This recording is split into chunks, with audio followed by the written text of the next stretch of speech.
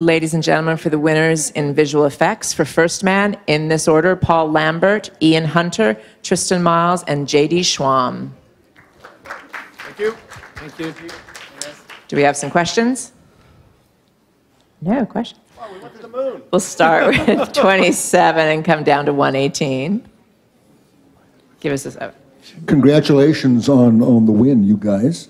Thank you so much. So talk about recreating these historical events that are essentially legendary practical effects of people climbing into machines and going into outer space without that much of a electronic record of how it sounded inside. And you know, we have grainy black and white and things like that, and you're recreating these senses digitally for us to experience it. Talk about that process.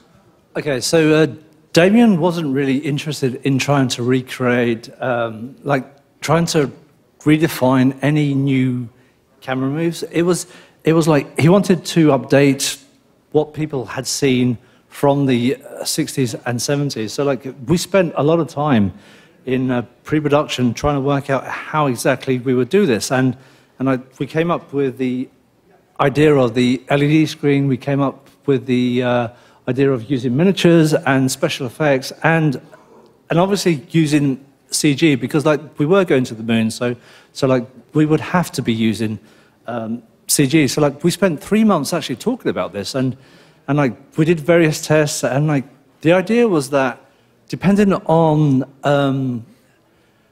the type of shot is like how we would define what type of approach we would use to like try and keep the effect to be as realistic as possible.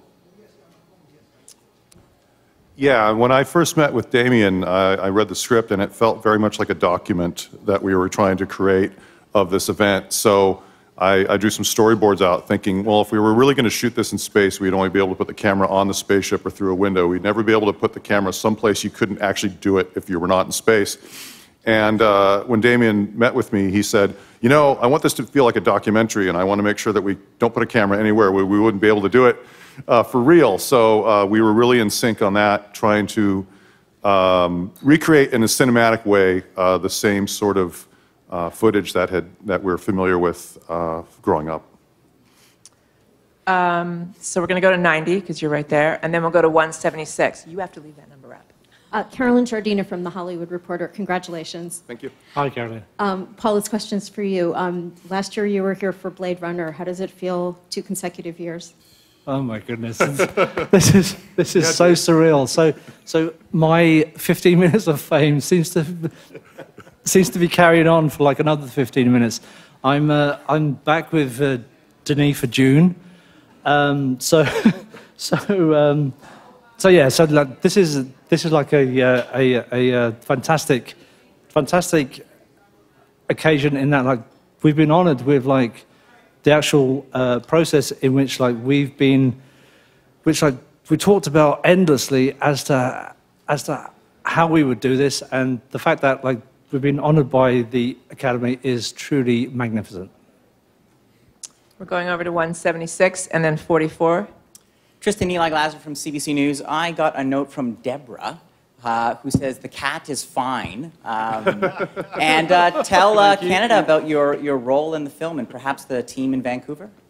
So I was the DFX supervisor on this show, primarily responsible for getting the content onto the LED screens that we had on the soundstage. And working 24 hours a day. Occasionally working 24 hours a day. So getting that stuff ready for when they're shooting, so they can get everything in camera, and then after that carrying on for the post process, making the quarry look like the moon and all that kind of stuff. Great, congratulations. Thank you. We're going here to 44, which will wrap it up. Congratulations, it's Jasmine Wards Daily. Is there a process that you used that was unique to the film, something that hasn't been used before, technology-wise? Well, the fact that we used an LED screen to actually render our CG content, because like we actually rendered a lot of CG content. Like we actually, Tristan and his team made 90 minutes worth of content, which like we put on the screen, which JD oversaw to be able to sync the gimbal, you know, it was a true collaboration, and the fact that like we were able to put the computer-generated imagery on the screen and actually shoot it through the camera gave it like a instant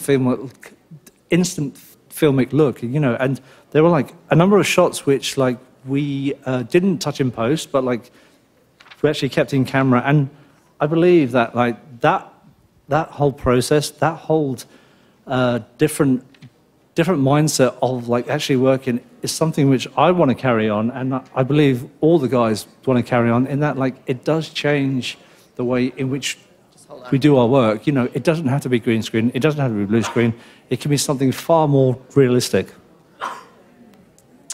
Thank you so much, and congratulations, gentlemen. Thank you very much. Thank you all very much. Thank you.